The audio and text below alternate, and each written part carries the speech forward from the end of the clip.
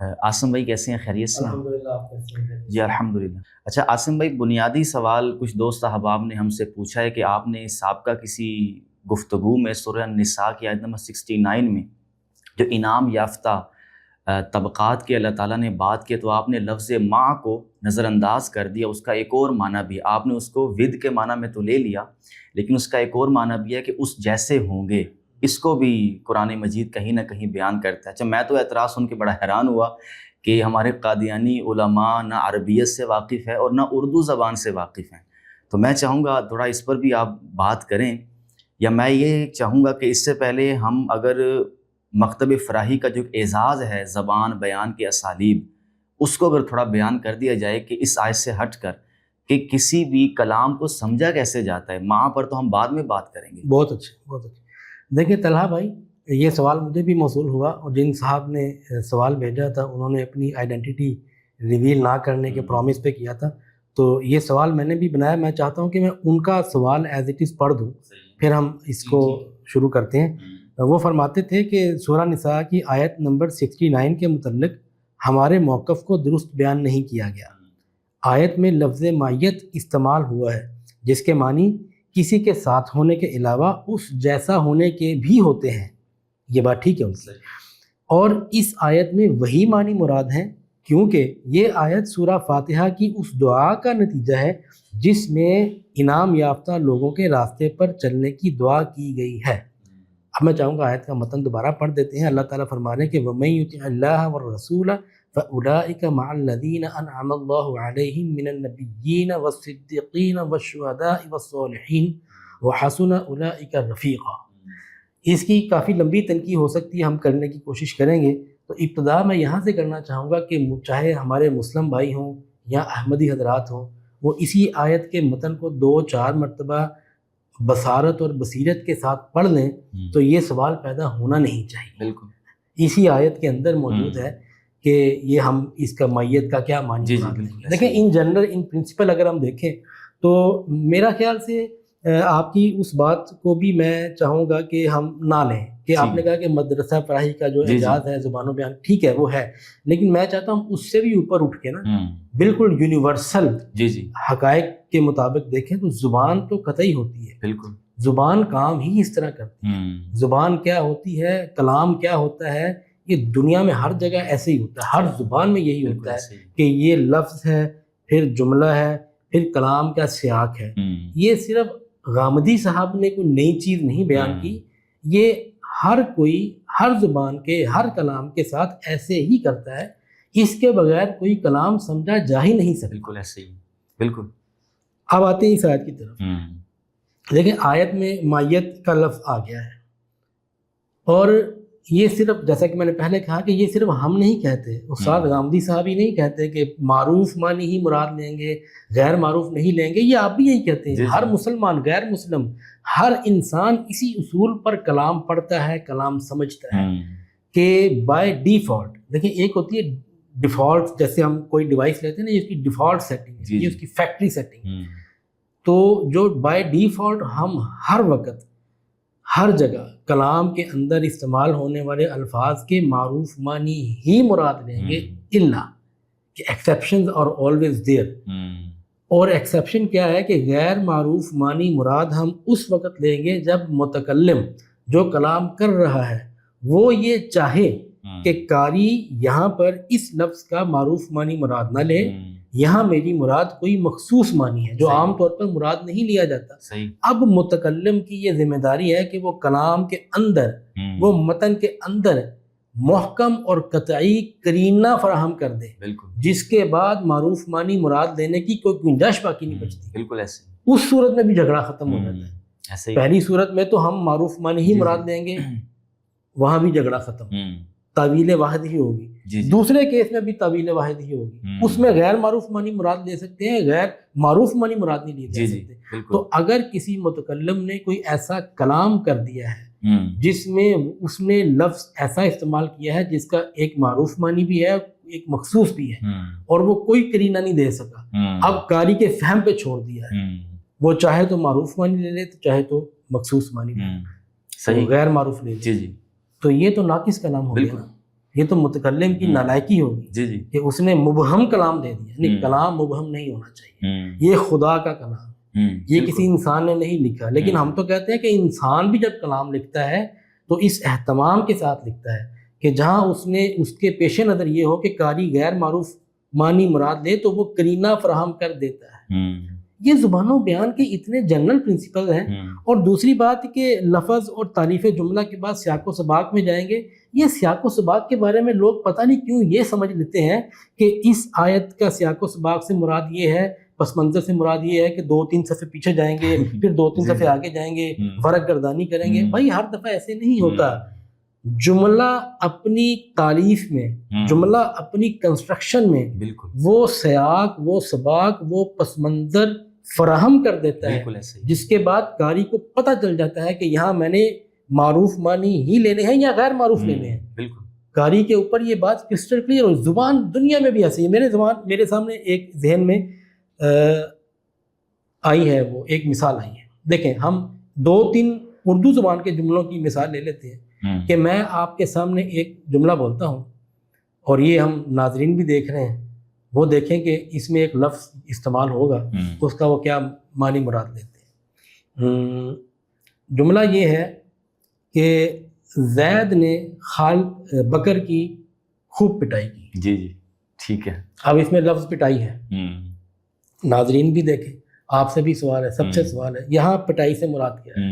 صحیح بھائی تھپڑ ہیں, جی جی, مکے ہیں, گھونسے ہیں, لاتے ہیں. پٹائی کا جو معروف معنی ہے, جی جی, کیا پٹائی کا صرف یہی معروف معنی ہے کہ کوئی خاص مطلب بھی ہو سکتا ہے؟ خاص ہو سکتا تھا, لیکن یہ جو میں نے جملہ بولا یہ عام جملہ ہے. میں نے آپ کو ایسا کوئی قرینہ نہیں دیا کہ آپ معروف کے علاوہ کوئی دوسرا مطلب اس میں لے سکیں. واضح ہے نا جملہ میرا کہ زید نے بکر کی خوب پٹائی کی. اب دیکھیں میں آپ کو وہ سیاق سباق اور وہ پس منظر دینے لگا ہوں, اور اس کے لیے میں نے آپ کو 2-4 صفحوں کا سیاق سباق نہیں دینا. میں نے اس جملے کے اندر زید بکر جو ایک اسم معرفہ ہے, اس کو نکرہ کو معرفہ میں بدلنا. جی جی, زید بکر کے علاوہ میں آپ کو متعین 2 لوگوں کے نام بتاؤں گا جو میرے پیش نظر تھے. پس منظر بدل جائے گا. اس کے بعد آپ لفظ پٹائی کا معروف معنی مراد لیں گے تو لوگ آپ کو احمق کہیں گے. صحیح. اب دیکھیں پہلا جملہ تھا کہ زید نے بکر کی خوب پٹائی کی. صحیح ہے. میرے پیش نظر زید ایک خاص لڑکا تھا, بکر ایک خاص تھا, لیکن میں نے ان کا نام نہیں بتایا تو آپ نے معروف معنی لے لیا. اب میں وہ نام لے لیا. زید بکر تو ایک نکرہ تھا نا, اب میں اس کو معرفہ بناؤں گا. تو دیکھیں یہ جملے کا سیاق بھی بدل جائے گا, سباق بھی بدل جائے گا, پس منظر بھی بدل جائے گا. اس میں لفظ پٹائی کا معروف معنی نہیں مراد لینا, غیر معروف مراد لینا ہے, اور اس غیر معروف سے کیا مراد ہے وہ سب کچھ آپ کے ذہن میں آ جائے گا. بالکل میں نے کچھ بھی نہیں کرنا, میں نے صرف 2 الفاظ بدلنے. وہ میں نے کہا تھا نا کہ جملے کے سیاق سباق سے پس منظر سے مراد یہ نہیں کہ پچھلا متن جا کے پڑھنا 10 صفحے نہیں, وہ جملہ خود بولتا ہے, خود پکارتا ہے کہ یہ کیا ہے. پہلے جملہ یہ تھا کہ زید نے بکر کی خوب پٹائی کی, تو اس میں لفظ پٹائی کا مطلب یہ تھا کہ تھپڑ مارے, وہ سب کچھ لاتے گھونسے سب کچھ. اب جملہ یہ ہے کہ بابر اعظم نے محمد شامی کی خوب پٹائی کی. اب بتائیں لفظ پٹائی کا کیا مطلب؟ صحیح بات, صحیح ہے. تھپڑ, لاتے, گھوسے کیا ہے؟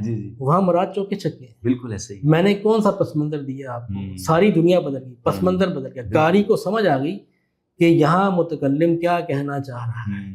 یہ تو ایک ان جنرل ان پرنسپل بات ہوگی نا کہ سیاق سباق کیا ہوتا ہے, جملے کا لفظ کا معروف معنی مراد لینا ہے یا غیر معروف لینا ہے. لیکن یہاں پر اگر ہم اس آیت پہ آ جائیں تو دیکھیں جب متکلم ایک کلام صادر کر رہا ہے اور وہ یہ چاہتا ہے کہ اس جملے میں جو لفظ ہے اس کا قاری ہرگز غیر معروف معنی مراد نہ لے, معروف ہی لے, تو اس کا ایک طریقہ تو یہ ہے کہ وہ بس سمپل ایک پلین سٹیٹمنٹ دے دے گا.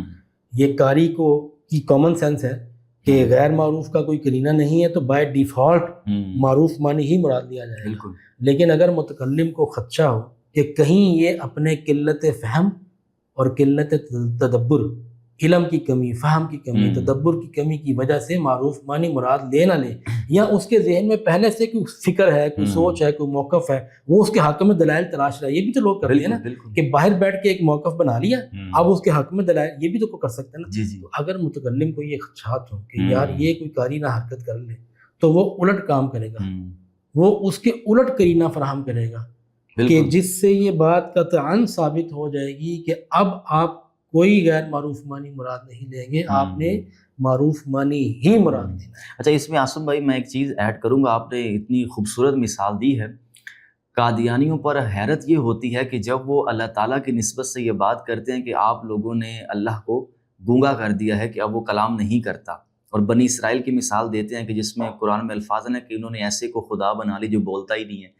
اب مسئلہ یہ ہے کہ آپ نے کلام کی، متکلم کی اتنی خوبصورت مثالیں دی ہیں، اور یہ جانتے بھی ہیں کہ متکلم جب بھی بات کرتا ہے تو واضح اسالیب اختیار کرتا ہے اور اپنے مخاطب کی نفسیات، اس کے دائرہ علمی کی بنیاد پر بات کرتا ہے. وہ کبھی بھی جاہل کے سامنے بات نہیں کرے گا جو اس کی زبان سے واقف نہ ہو.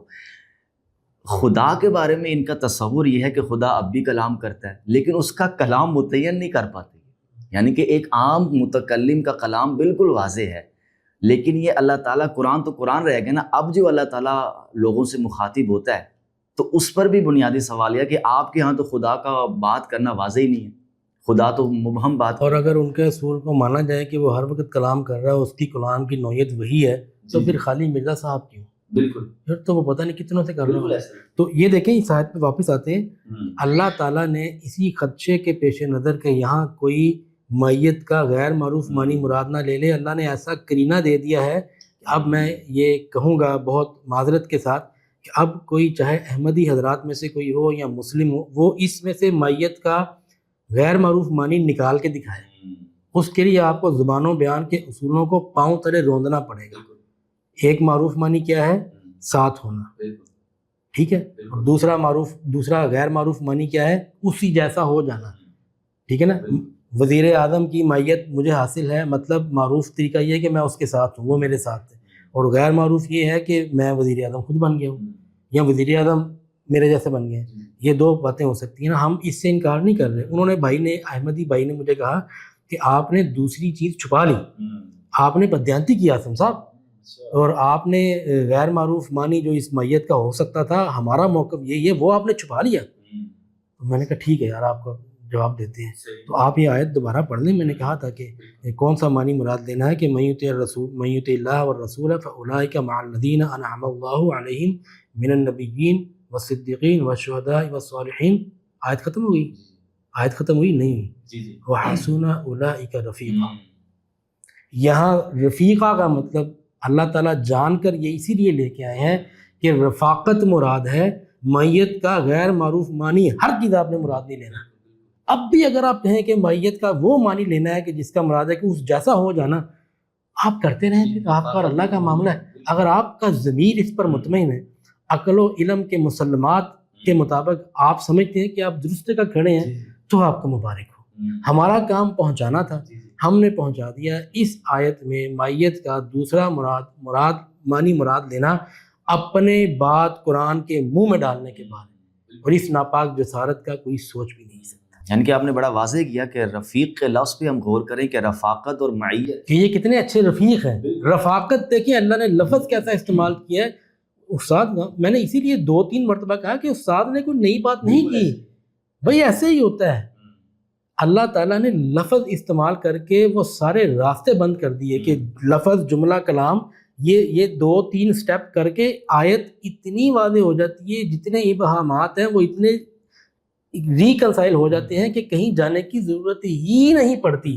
اور اگر پھر بھی کسی کے ذہن میں کوئی سوئی کے نکے کے برابر کوئی ابہام رہ جائے نا، تو وہ کسی دوسری جگہ سے پر کیا جا سکتا. یہ مطلب ہے کہ قرآن کی تفسیر بعد سے یہ ہے اصل کہ اگر کوئی چیز رہ گئی، اگر if and only if، otherwise تو رہتی ہی نہیں ہے. اگر آپ یہ 3 سٹیپ دیانتداری سے پورا کریں. اب آپ بتائیں کہ وہ کیسے یہ مراد لیں گے. میرا اسی احمدی بھائی سے اور تمام احمدی بھائیوں سے سوال ہے کہ یہاں پر میت کا دوسرا معنی آپ کس اصول پر لیں گے؟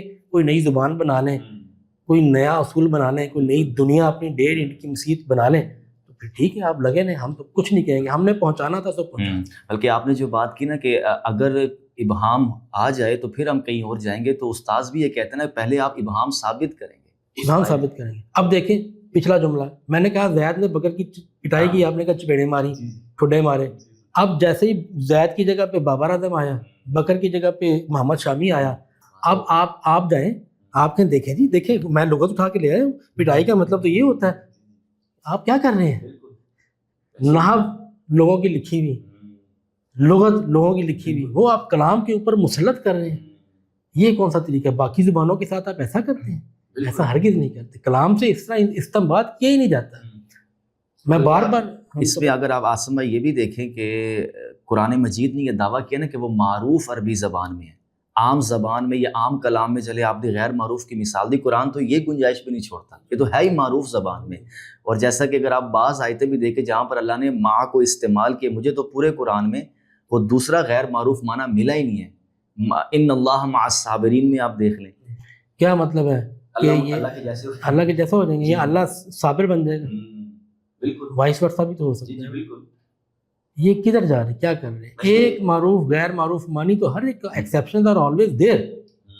ویسے اس آیت کے حوالے سے بڑی خوبصورت بحث ہوگی. بس آخری سوال اس مجلس کا, آپ کو کیا لگتا ہے کہ احمدی حضرات کہنا تو نہیں چاہیے جان بوجھ کر عربی زبان کے ساتھ یہ بلنڈر کر رہے ہیں؟ واقعی دیکھیں ہم تو اس ڈومین میں جانے کو ہی گناہ سمجھتے ہیں, بلکہ گناہ کبیرہ. یہ کسی کا جان بوجھ کے کرنا ہے, کسی کا انجانے میں کرنا, ہماری یہ ڈومین ہی نہیں ہے. ہم چاہتے ہیں معاملات ریکنسائل ہوں, اختلافات کو اچھے طریقے سے حل کیا جائے, اور حل کا اس کے سوا کوئی طریقہ نہیں ہے کہ آپ جس سے اختلاف رکھتے ہیں اس کے استدلال کی غلطی اس پر واضح کر دیں اور پیچھے ہٹ جائیں, اپنا موقف اپنے استدلال کے ساتھ پیش کر دیں اور پیچھے ہٹ جائیں. یہ جو اگلا قدم ہے کہ میری نیت صاف ہے تمہاری یہ ہم تو اس کو حرمت کے درجے میں سمجھتے ہیں اور اللہ کی پناہ چاہتے ہیں. مجھے ان کی نیت پر کوئی نہیں ہے. میں تو مرزا صاحب کو بھی یہ بینیفٹ آف ڈاؤٹ دیتا ہوں, بھلے مسلمان حضرات میرا گریبان پکڑ دیں, کہ میں کہتا ہوں کہ ان کے لیے ہمارے جو دوست ہیں مرزا صاحب جہلم والے, وہ جب بھی ذکر کرتے ہیں کذاب دجال کہتے ہیں. بھائی تم سینہ چیر کے بیٹھے ہوئے, تم کیسے کسی کے بارے میں یہ کہہ سکتے ہو؟ وہ صوفی تھے, بس صوفیوں کے ایک قدم آگے بڑھا ہے, اس سے ایک قدم پیچھے دیکھیں نا تو سارا کچھ ہوا پڑا ہے. وہیں ابھی آتی ہیں, کشف بھی ہوتا ہے, الہام بھی ہوتا ہے, پیغمبروں کو تانے بھی دیے جاتے ہیں کہ اے پیغمبروں صوفیوں کی کتابیں لوگوں نے پڑھی نہیں ہیں, اے پیغمبروں تم جہاں سے لیتے ہو نا فرشتے کی وساطت سے ہم ڈائریکٹ لیتے ہیں, وی آر بیٹر دین نو. وہ ان کو آپ کچھ کہتے نہیں ہیں. یہ مرزا صاحب نے ایک قدم آگے بڑھا دیا تو آپ ان کے دربے ہو گئے. ٹھیک ہے, ابھی اس کو کنٹینیو کرتے ہیں انشاءاللہ.